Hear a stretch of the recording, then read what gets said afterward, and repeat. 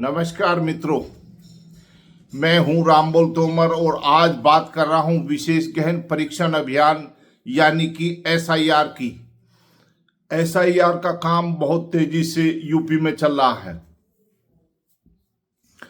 इसमें कहा जा रहा है कि कई लोगों की जो बीएलओ का काम देख रहे हैं उनकी मौत हो गई है,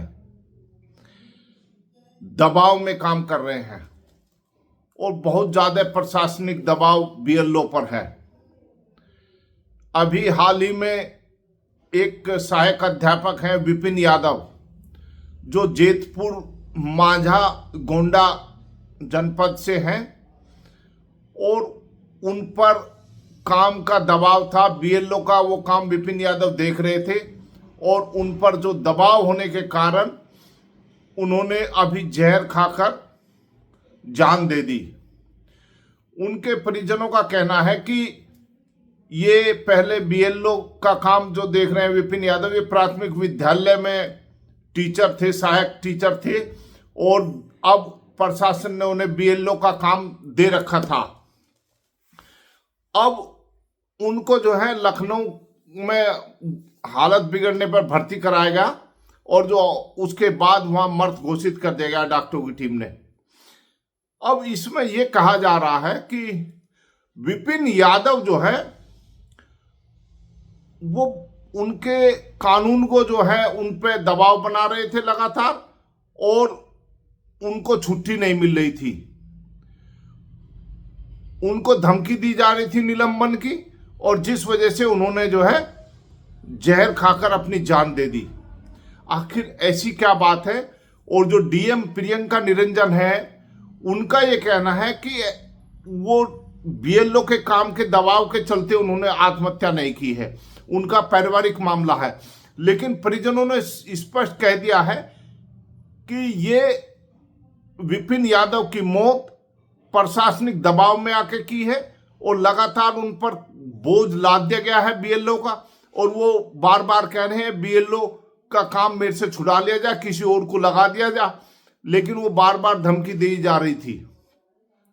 ये अकेला मामला नहीं है मित्रों, एक और दूसरा मामला यूपी से ही है। लेखपाल हैं सुधीर कुमार, जिनको जो है बीएलओ का काम दिया गया है और वो इस समय बीएलओ का काम देख रहे थे। उनकी 26 तारीख को, इसी 26 तारीख को उनकी शादी थी। बताइए, जिसकी 26 तारीख को शादी, उसको बीएलओ लगा रखा है। सुधीर कुमार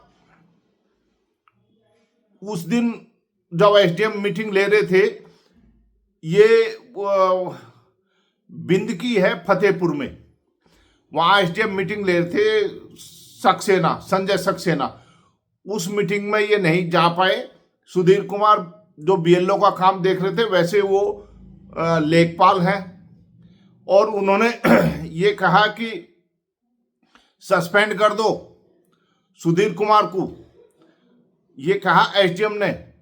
और उसके बाद वो शादी के किसी अपने कार्य में व्यस्त थे और वो फिर जाकर मिले कि मैं शादी के कार्य में व्यस्त था।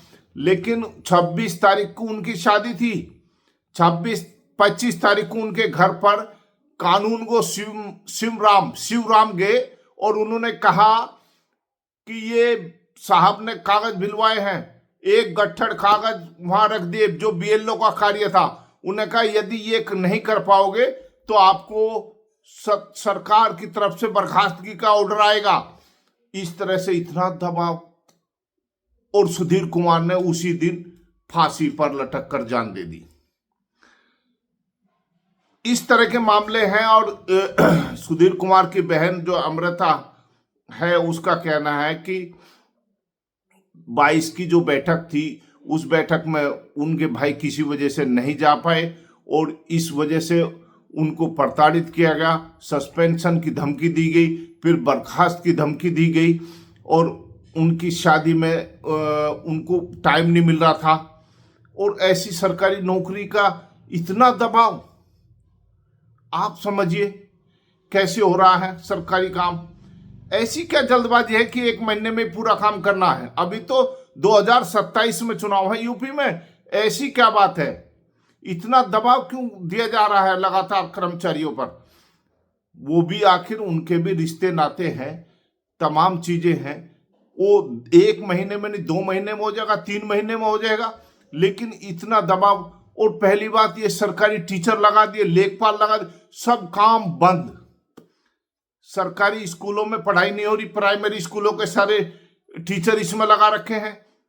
कोई पढ़ाई बंद पड़ी है, इस समय स्कूल खुले हुए हैं, बच्चे स्कूल जा रहे हैं, लेकिन उन्हें स्कूल से कोई मतलब नहीं है, सब ठप है।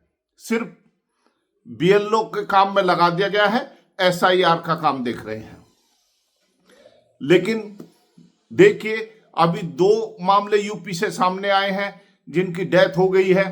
अब कहा तो जा रहा है कि 17 लोग और भी मर गए हैं जो अलग अलग राज्यों से हैं, जो बीएलओ का काम देख रहे थे।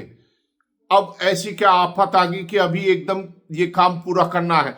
इसमें थोड़ा सरकार को, चुनाव आयोग को थोड़ी ढील देनी होगी, तभी जो है प्रशासनिक स्तर से बीएलओ पर दबाव कम होगा।